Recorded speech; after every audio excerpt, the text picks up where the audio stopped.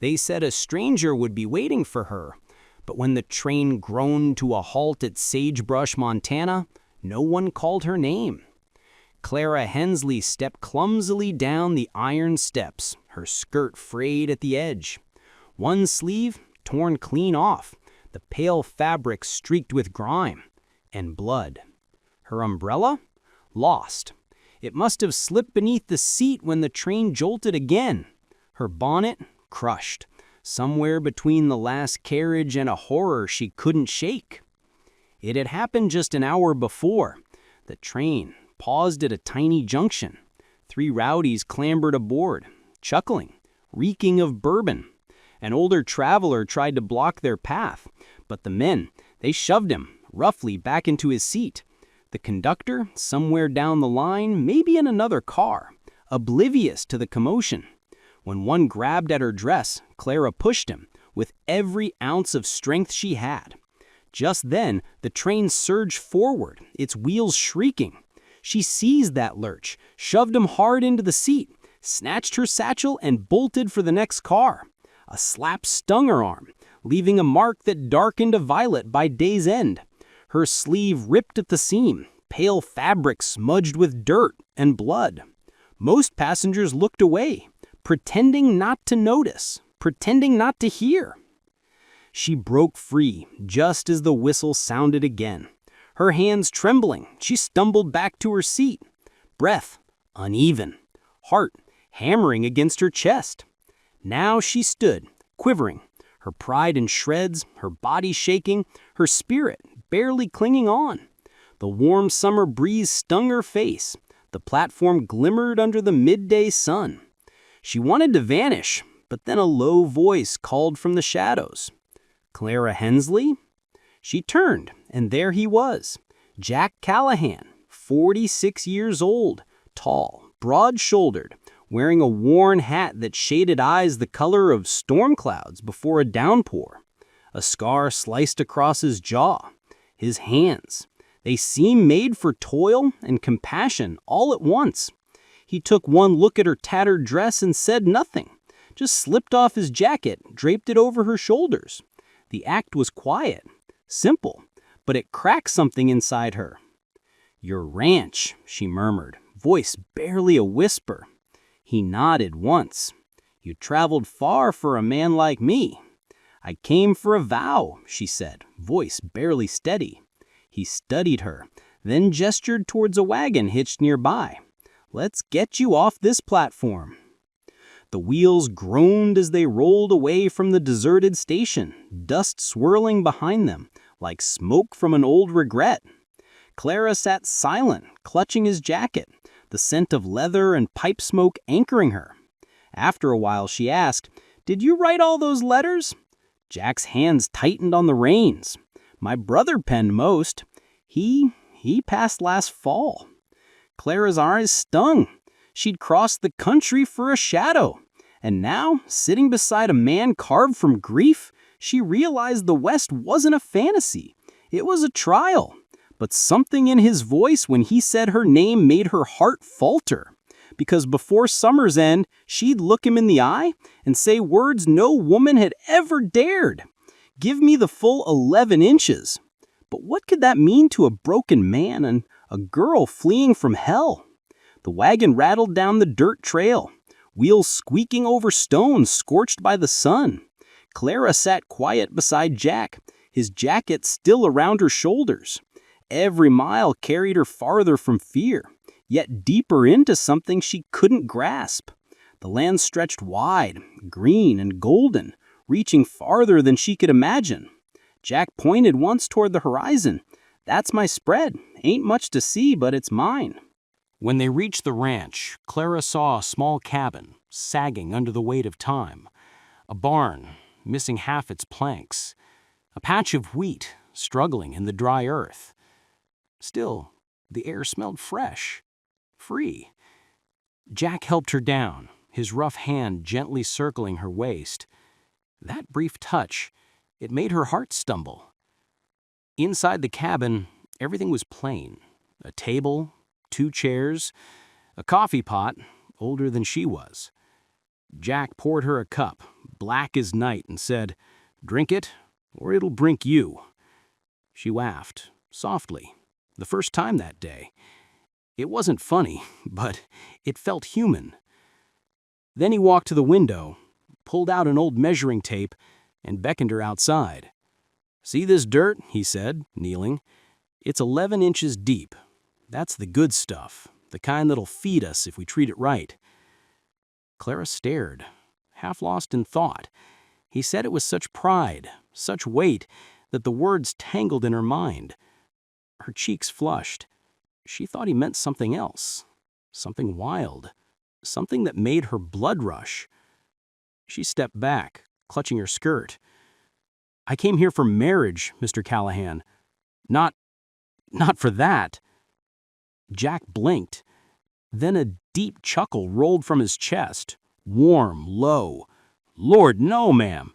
I was talking about the soil." He held up the tape measure and grinned. "The earth's 11 inches deep, not me." Clara froze, then let out a shaky laugh of her own.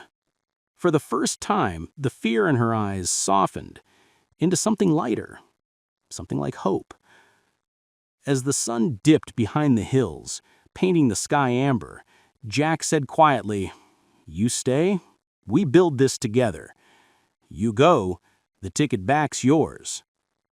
Clara looked at the wide field, glowing under the last light of day. 11 inches of earth, maybe 11 inches of fate. But what she didn't know was that the night would bring a secret, buried deeper than that soil. That night, the wind howled outside the cabin, rattling the windows, like a memory trying to break in. Clara couldn't sleep. She lay awake listening to the crackle of the fire and the slow rhythm of Jack's boots pacing the wooden floor. He moved with a hitch she hadn't noticed before. Every step, it carried more weight than just bone and ache. When she sat up, he froze by the window, staring into the dark. "You always walk like that?" she asked, softly. He smiled, without turning. "Rodeo mishap. Steer threw me in '94. Been paying dues to this limp ever since." Something in his voice made her smile. Not pity, but admiration.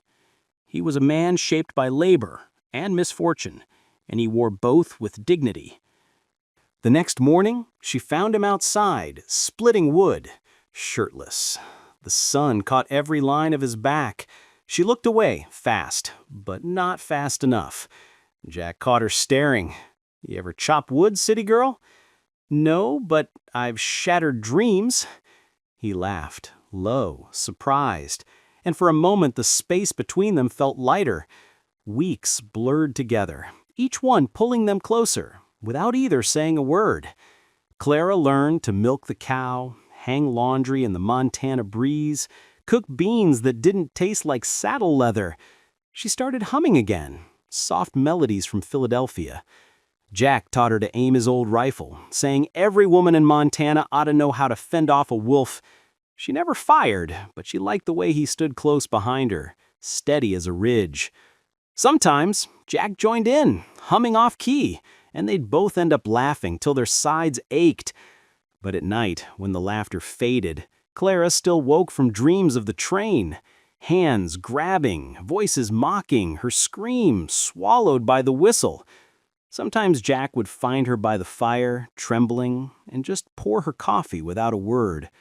He never asked what happened. He just stayed.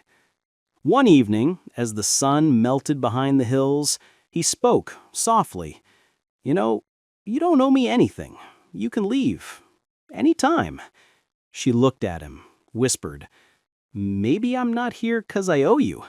Maybe this place is the first one that feels true." He didn't reply, just nodded once, eyes on the horizon, the same horizon slowly weaving their hearts together.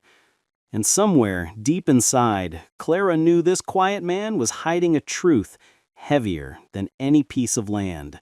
A truth that could shatter both their hearts before the harvest came. So sit tight, my friend. Pour yourself a warm cup of tea.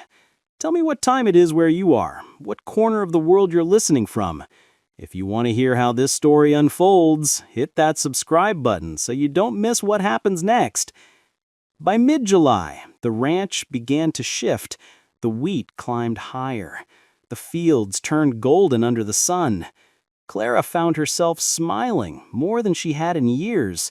She'd grown used to the sound of Jack's boots on the porch at dusk, the way he'd clear his throat before saying goodnight, the smell of coffee waiting by the fire each dawn. There was comfort in his silence, like sitting beside a strong river you didn't need to cross to understand. But even rivers hide deep currents. One afternoon, Clara went looking for him, found Jack near the far fence, kneeling by a small wooden cross, half buried in the earth. He didn't see her. His hat lay on the ground, his hand tracing a name, carved into the wood. A small tin locket hung from the cross, glinting in the afternoon light. Clara could see a boy's smile inside, faded by sun and time.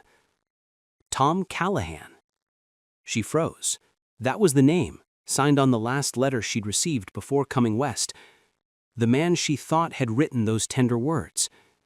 She watched Jack's shoulders shake once, then still.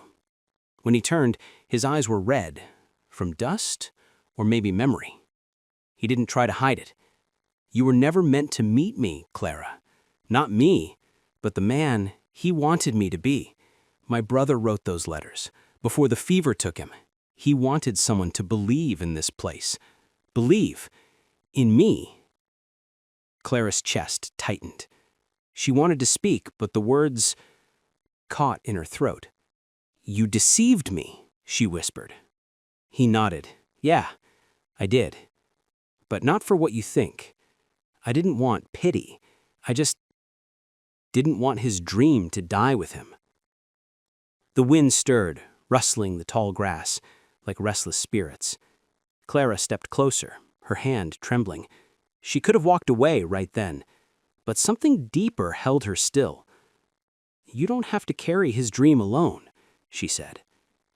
Jack looked down at her hand, resting on his arm, the first touch that didn't feel like pity, but belonging. For a long moment, neither moved. Even the prairie seemed to hold its breath.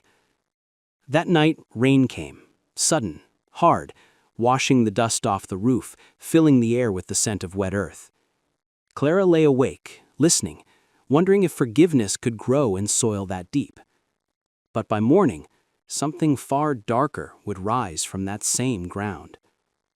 The rain that night was the last they saw, for weeks. By mid-August, the earth split open, dry as bone. The wheat curled brown. Dust clung to her throat with every breath, turning the air into something they could chew but not swallow. The well dropped to a trickle. Every living thing on the Callahan ranch began to thirst. Clara tried to stay hopeful. She sang while she worked, hauling buckets from the stream, but each day the water sank lower. Jack said little, though worry carved deeper lines across his face. The hitch in his step grew worse, his temper too. When the stream turned to mud, Jack hitched the wagon, rode into town. He returned hours later, eyes hard, jaw clenched. They're hoarding the water, he said. They claim my brother owed them money before he died. Guess they're collecting debt and water now. The ranchers up north had dammed the creek. Said, we ain't part of their fold no more. Clara stared, stunned. But you helped them build that bridge last spring. Jack laughed once, bitter as stale whiskey. Yeah, funny how loyalty dries up faster than a stream. She reached for him, but he pulled away, sat on the porch, staring at the horizon. The silence between them stretched like the empty sky. That night, Clara wrote a letter she never sent. She wrote about fear, about how loneliness could break even the strongest man. Then she tore it up, walked outside, where the moon hung low, red over the fields. She found Jack by the barn, shoulders slumped, eyes on the stars. Maybe I was wrong to bring you here, he said.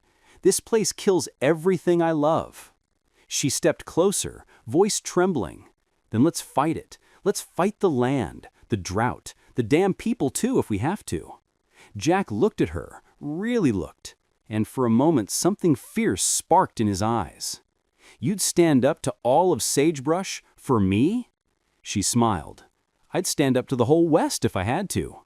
And right then, the air shifted. Lightning flashed far off in the dark, like a warning from above.